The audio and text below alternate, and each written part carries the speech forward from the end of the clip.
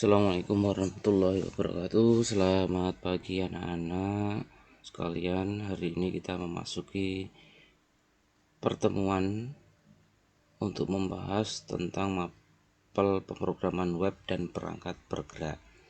Materi yang akan kita bahas pada hari ini yaitu tentang memahami teknologi aplikasi web server dan mempresentasikan teknologi aplikasi web server terhadap berbagai macam perangkat.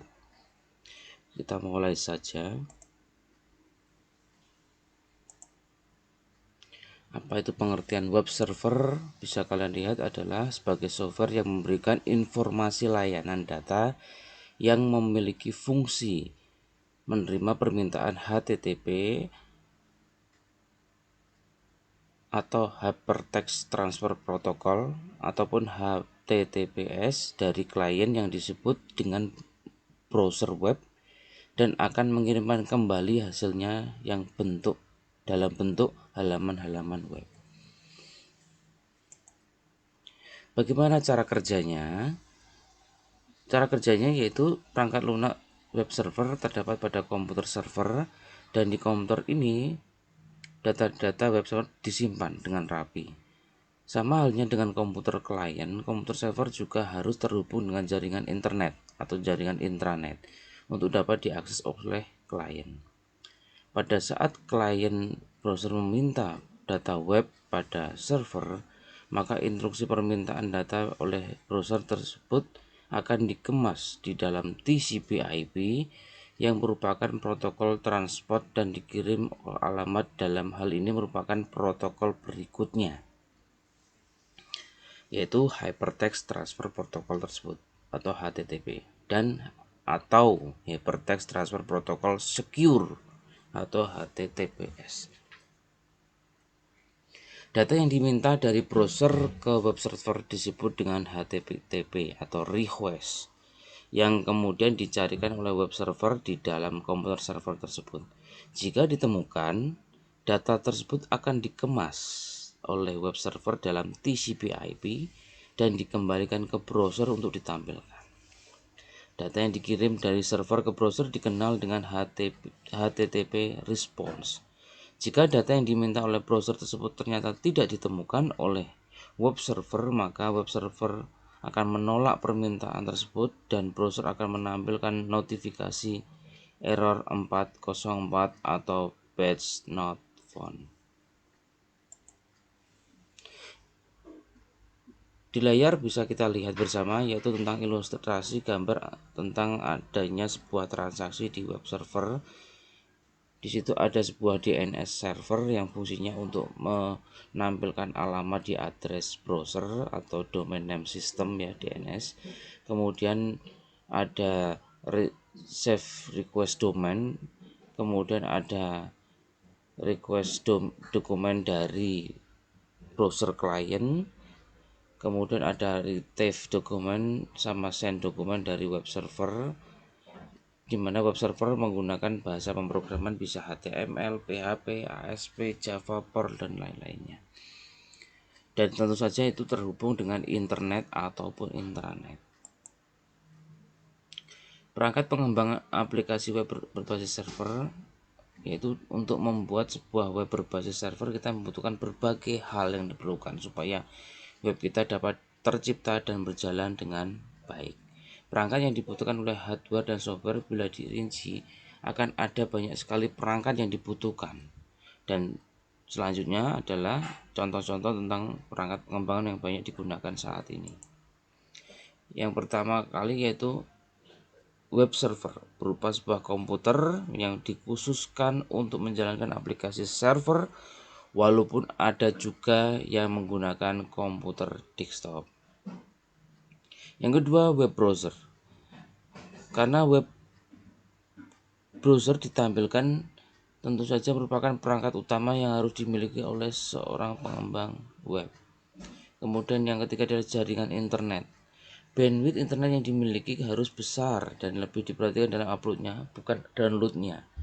Biasanya rasio upload dan download yaitu 1:1. Semakin besar bandwidth yang semakin banyak web yang akan ditanamkan dalam server. Aplikasi untuk membuat website dalam server harus terinstall sebuah operating system yang biasanya menggunakan OS atau operating system khususnya untuk server yang berbasis open source, misalnya seperti Linux. Itu untuk sistem operasi pada server. Sedangkan aplikasi apa yang digunakan untuk membuat website dalam server harus terinstall sebuah sistem operasi sistem biasanya menggunakan OS khusus server berbasis open source seperti Linux. Bisa kalian lihat jenis-jenis dari web server antara lain Apache, Light, Speed Teknologi, Nging, dan IIS 8. Apache biasanya yang biasa kita kenal yaitu merupakan termasuk jenis firmware yang akan menguntungkan Anda. Selain itu, jenis server ini mudah diinstal dibandingkan beberapa jenis server lain. Apache biasa dikenal dengan mampu untuk beroperasi di berbagai platform. Jadi dia bisa sistem operasi yang baik itu open source maupun tidak. Berarti bisa untuk Windows maupun yang Linux atau yang lainnya. Sehingga bisa digunakan untuk banyak orang. Untuk mengatur konfigurasi jenis server ini cukup mudah. Terdapat 4 file konfigurasi yang bisa digunakan. Selain itu cukup mudah menambahkan peripheral di dalam platform web servernya. Yang kedua yaitu web server Lightspeed. Jenis server ini mampu meningkatkan performa PHP sehingga mencapai 50%. Bahkan mampu melebihi performa server Apache sehingga 6 kali lebih cepat. Memiliki sistem anti DDoS, mampu melakukan pembatasan terhadap validasi HTTP request, memiliki sistem pencegahan overloading dan yang baik sehingga akan menguntungkan untuk kita. Sistem recovery-nya pun terhadap kegagalan juga bisa dilakukan secara langsung dan otomatis. Memiliki sistem cukup kompatibel dengan cPanel-nya. Pilex dan Direct Admin-nya juga terdapat di situ. Kemudian memiliki dukungan kompatibel terhadap sistem mode security, request filtering. Lebih menguntungkan lagi, jenis server ini dapat sesuai dengan kompatibel dengan Apache dan HTT Access. Artinya, untuk jenis Lightspeed itu sama dengan punyanya Apache. Dia juga kompatibel dengan bahasa pemrograman PHP atau PHP Hypertext Preprocessor, itu singkatannya PHP. Yang ketiga yaitu web server Nging. Sama seperti server yang lain, web server Nging memiliki beberapa keunggulan yang patut Anda pertimbangkan. Sebagai pilihan, server ini mampu memberikan konten yang statis dan menggunakan daya yang lebih efisien dari sistem. Hal ini akan membuat HTTP konten lebih dinamis di jaringan yang ada menggunakan fast CGI handler. Selain itu, server juga dikenal sebagai asynchronous event. Beberapa fitur yang bisa digunakan pada server ini di antara lain yaitu server side include custom login URL read writing ability to handle more than 10,000 simultaneous connection, handling of static file, index file, dan auto indexing. Juga bisa kompatibel dengan MP4 streaming using the MP4 streaming module, dan juga bisa kompatibel dengan fast CGI support. Artinya bahwa web server Nging ini bisa selain digunakan bisa support dengan segala bentuk tampilan yang ada di browser, baik itu video, audio, maupun tampilan-tampilan yang lainnya. Kemudian web server miliknya Microsoft yaitu IIS. IIS merupakan kepanjangan dari Internet Information Service. Web server memiliki banyak fitur yang bisa Anda gunakan seperti antara lain transfer protokol atau FTP, pengelola web atau NNTP, dan Gopher. Server ini mendukung sistem operasi Windows NT, 7, Windows Server 2003, Windows 2000, dan Windows XP. Untuk kerja PHP sendiri, IIS lebih stabil, cepat, dan baik. Memiliki sistem diagnostik yang bisa digunakan untuk melakukan pengecekan terhadap kesalahan. Sangat kompatibel dengan Windows karena memang IIS sendiri dirilis oleh Microsoft. Baik, demikian adalah tentang presentasi saya untuk memperkenalkan tentang jenis-jenis web server dan apa pengertian dari web server tersebut. Selanjutnya, saya akan coba memberi contoh dari salah satu web server yang contoh ini yang saya gunakan adalah web server dari yang pertama tadi, yaitu Apache. Dan Apache ini sekarang sudah menempel dari produknya software tertentu, yaitu bernama Exam, di mana di dalam software tersebut menjadi satu antara web server dengan database MySQL atau MySQL. Terima kasih. Kita akan melanjutkan pada proses praktikumnya. Baik, anak-anak sekalian, kita lanjutkan lagi dalam proses praktek. Hari ini kita akan mempraktekkan bagaimana sih kita dalam membuat sebuah web server di dalam laptop atau PC kita. Pada prinsipnya, web server ini hanya sebuah software yang digunakan untuk mengadministrasikan atau memanajerialkan sebuah sistem yang ada di PC. Kebetulan PC kita ini hanya sebuah laptop, namun kalau kita menggunakan sebuah web server yang sebenarnya, laptop ataupun PC yang kita punya sebenarnya tidak memungkinkan untuk digunakan sebagai server. Karena kalau kita menginjak ke atas, misalnya kita berbicara tentang Google, kita berbicara tentang Facebook, dan lain sebagainya, server yang digunakan adalah server yang cukup besar sekali. Bahkan ukuran secara fisik, yaitu ukurannya server tersebut sampai ukuran almari. Dan jumlahnya tidak cuma satu, sampai ribuan almari dalam satu ruangan. Sedangkan server tersebut juga harus dalam lingkungan yang sangat dingin, ber-AC, karena server bekerja 24 jam sehingga kita bisa melakukan proses transaksi setiap saat. Mungkin kalian masih ingat sekali pada waktu kejadian beberapa hari yang lalu ketika WhatsApp itu mengalami down. Artinya kita tidak bisa mengakses dari sebuah WhatsApp untuk melakukan chat dan lain sebagainya. Karena itu terjadi karena pada waktu itu server di seluruh dunia, khususnya di pusatnya di Amerika Serikat, itu mengalami trouble. Trouble-nya belum diidentifikasikan permasalahannya apa. Yang pasti server itu berpengaruh pada 3 platform, yaitu WhatsApp sendiri, Instagram, dan Facebook.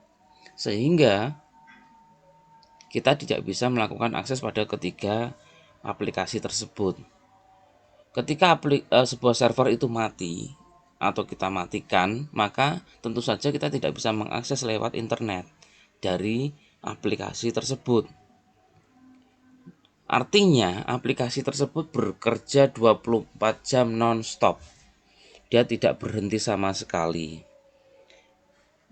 Maka diperlukan sebuah pendingin dalam ruangan yang menempatkan sebuah server tersebut. Apabila terjadi down, itu artinya bahwa server tersebut keadaan mati. Mati itu bisa disebutkan memang sengaja dimatikan atau memang ada sebuah kerusakan yang akhirnya perlu di-upgrade, perlu diperbaiki sehingga server tersebut akan menyala kembali. Sebuah server berjalan lambat untuk diakses itu penyebabnya satu memang karena memang bandwidth yang kita gunakan untuk mengakses itu sangat kecil sekali. Yang kedua yaitu kalau bandwidth kita besar, maka faktor yang kedua bahwa server tersebut akses untuk masuk ke server tersebut sangat kecil, sehingga ketika yang mengakses sampai ribuan jutaan orang, miliaran orang, maka akan sangat susah. Berarti kalau saya bisa contohkan, ada sebuah pintu kecil yang masuk jutaan orang untuk masuk ke dalam ruangan tersebut. Nah, untuk solusi seperti itu biasanya seorang perusahaan itu akan melakukan upgrade dengan cara membuka akses-akses yang lain atau membesarkan memori pada akses untuk masuk ke dalam server kita. Baik, itu saja penjelasan saya tentang web server. Seperti yang saya jelaskan tadi, bahwa yang saya berikan contoh itu adalah Apache. Kenapa? Apache itu satu, gratis. Kita bisa mendownload secara gratis karena dia menempel pada platform software yang bernama Exam. Yang kedua, Apache itu bisa mudah dipelajari. Sedangkan kalau Nging, kemudian Lightspeed, IIS itu semua rata-rata berbayar. Sehingga kalau kita gunakan untuk belajar itu tentu saja sangat tidak memungkinkan karena harganya sangat mahal sekali. Tapi pada prinsipnya server ya seperti itu, sama saja walaupun beda produk dan beda yang lainnya. Nah, baik, kita mulai saja. Maka kita akan coba mendownload dulu dengan ketikan aja di browser kalian di Google, download Exam. Sudah ada di sini. Nah, di sini nanti akan posisi kalian akan ada perintah-perintah download Exam dari produknya Apache Friend. Kita klik aja. Nah, di sini akan muncul website dari Apache Friend. Jenisnya yang di-download banyak sekali. Exam untuk Windows, Exam untuk Linux, artinya untuk sistem operasi Linux. Exam untuk produknya OS ya, Apple. Nah, ternyata Exam hanya menyediakan untuk 3 platform OS aja, Linux, Windows, sama OS Apple. Nah, kemudian di sini kalian bisa mendownload versinya yang tertinggi, yang terakhir, yaitu 3.3.31 dan yang terbaru yaitu 8.0.11. Itu adalah versi terbaru dari Exam. Saya menyarankan kalian tidak mendownload yang paling tinggi. Kenapa? Memang paling tinggi itu bagus sekali. Itu harus disesuaikan dengan kualitas dari laptop kalian masing-masing, sehingga harus disesuaikan dengan laptop kalian masing-masing. Namun untuk sebuah transaksi seorang programmer yang pro itu biasanya akan mencari sistem web server yang paling tinggi karena bisa digunakan terintegrasi dengan berbagai macam kebutuhan. Contohnya di sini bisa terkoneksi dengan MD5, function MD5 dan SHA-1 dan seterusnya. Kemudian di sini ada tombol download di mana digunakan untuk download 64 bit. Kalau komputer kalian memang 64 bit. Tapi pada prinsipnya tidak ada masalah kalian gunakan 64 bit maupun 32 bit karena bisa diinstalkan juga di situ. Silakan di-download dari salah satu ini. Kalau memang mencari yang lebih rendah bisa kalian gunakan more download. Maksudnya lebih rendah apa, Pak? Lebih rendah versinya. Nah, kemudian di sini masih banyak sekali. Kita pilih yang Windows Exam. Nah, di sini akan ada pilihan download latest version, adalah download yang paling terakhir sering digunakan untuk di-download oleh banyak pengguna, atau download versi yang lain, misalnya versi 8, 7, kemudian ada versi yang paling rendah yaitu ada versi 5, versi 6. Nah, ini masih banyak sekali, tinggal kita milih saja dari bawah sampai atas. Nah, ini yang terakhir versi 5. Bisa kalian lihat sendiri, ada versi 1 dan lain sebagainya. Nah, Dari yang paling rendah adalah 0,9. Tinggal kalian download aja, diklik salah satu, tapi saran saya ambil tengah-tengahnya versi 56 atau versi 7. Jadi jangan mendownload pada versi paling tinggi kalau memang laptopnya tidak kuat, atau juga jangan mendownload pada versi yang paling rendah tadi 0,9, jangan, karena tidak akan support nanti kalau dengan bahasa PHP sekarang. Silahkan di-download. Nanti kalau sudah di-download hasilnya akan ada seperti ini. Saya akan coba bukakan. Nah, di sini ada dua file, yaitu examwin32 5.5 itu versi 5 dan examwin32 7,0,9. Nah, ini adalah versi yang sudah saya download ya. Saya ambil tengah-tengahnya. Nanti bisa minta pada waktu saya atau mendownload lewat sendiri pada lewat internet. Kalau sudah di-download, silahkan kalian install. Caranya bagaimana bisa dilihat. Ini kebetulan punya saya sudah saya install, tapi saya akan coba demokan sebentar. Kemudian nanti dilanjutkan sendiri. Karena biasanya kalau sudah diinstal itu tidak akan mau. Nah, coba kita klik kanan, misalnya saya milih versi 7 ya. Kemudian run as administrator. Ya, kemudian tekan yes.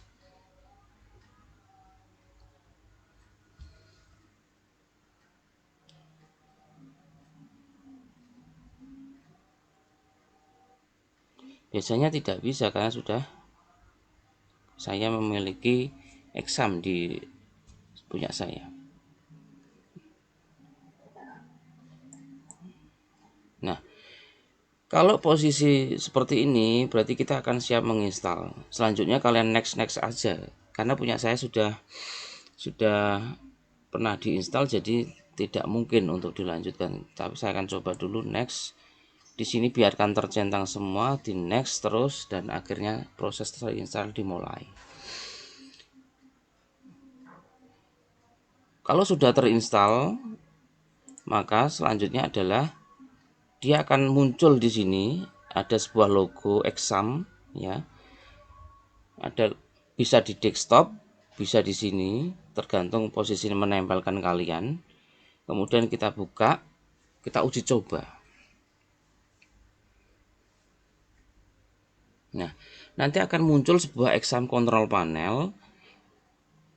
Karena yang dibutuhkan kita adalah Apase sebagai web server dan MySQL, maka kita nyalakan ini, dua ini, sampai berwarna hijau. Untuk FileZilla, Mercury, dan Tomcat ini biasanya digunakan untuk jenis web server lainnya. Agar kompatibel Tomcat, ini biasanya digunakan untuk web server Java atau JSP Java Server Page. Kemudian untuk Mercury dan FileZilla ini juga sama. Artinya Mercury dan FileZilla ini bukan sebuah web server, tapi adalah sebuah perangkat yang digunakan untuk kompatibel dalam kita mengupload file-file ke dalam hosting. Seperti materi hosting yang sudah kalian pelajari ketika mengupload ke dalam website ya, hosting website. Namun bedanya kalau FileZilla ini disertakan database-nya. Kalau sudah berwarna hijau seperti ini berarti kita sudah koneksi dengan web server. Kemudian kita buka browser kita buka tab baru di sini. Kemudian kita ketikkan di sini localhost. Artinya localhost adalah hosting lokal ya. Localhost itu hosting lokal. Maka dia tampilannya seperti ini. Dengan adanya exam, Apase, MariaDB, PHP, dan Plusper. Berarti kalian sukses membuat web server di dalam laptop atau PC kalian. Di sini fasilitasnya macam-macam, ada application, FAQ, dan how to get PHP info untuk men-setting dari PHP-nya. Kemudian database MySQL atau MySQL yang terletak di dalam PHP MyAdmin. Tinggal kita klik aja di sini.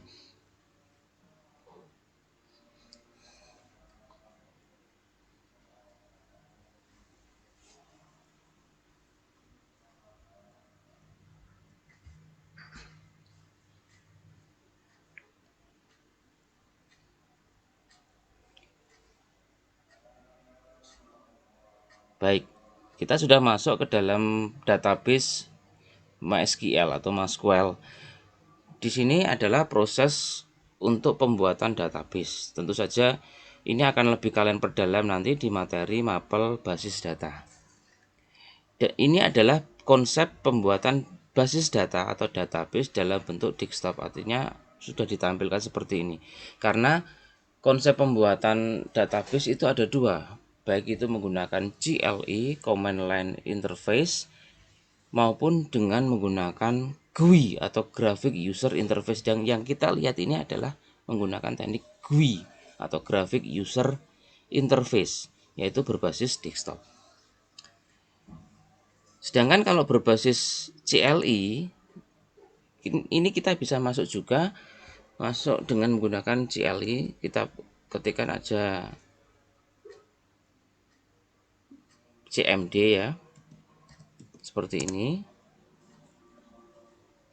Kemudian kita keluarkan CD garis miring.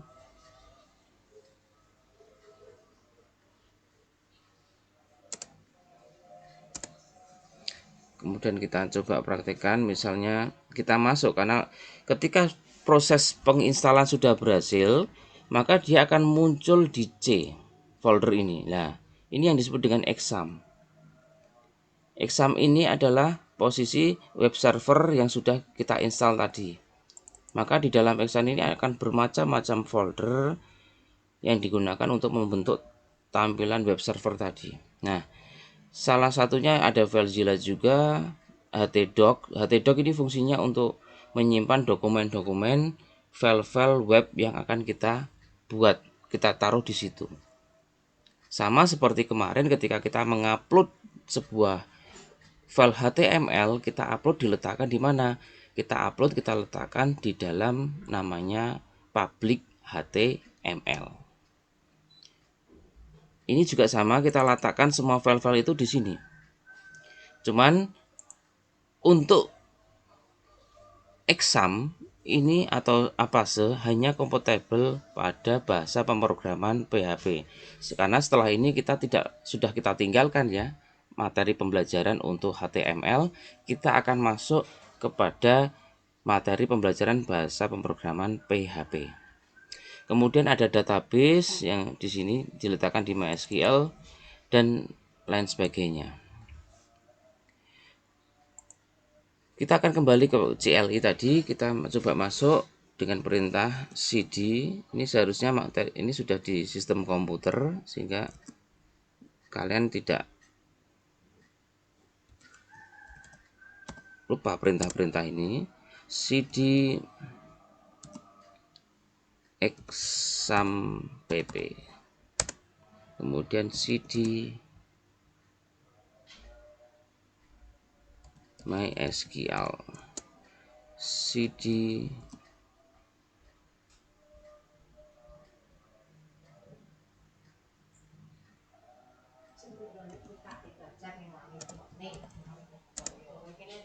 kemudian ada perintah MySQL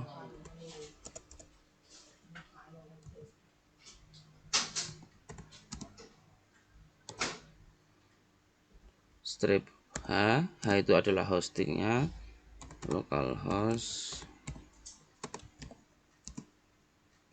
strip U itu sebagai usernya,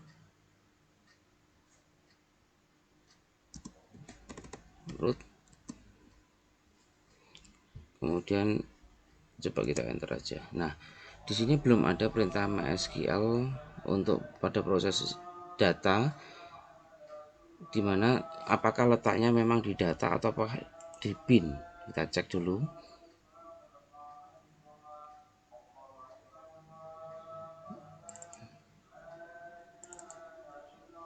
Nah, ternyata letaknya tidak di data tapi di bin. Oke, letaknya ternyata di bin. Coba kita keluarkan dulu cd ya, kita masuk cd bin ya, seperti ini. Kita perintahkan untuk tadi seperti ini. Nah, kita berhasil untuk masuk ke dalam database dari MySQL yang terdapat di web server kita. Baik, terima kasih untuk pertemuan kali ini. Pada KD mempresentasikan dan memahami web server yang ada di KD 3.10 dan 4.10.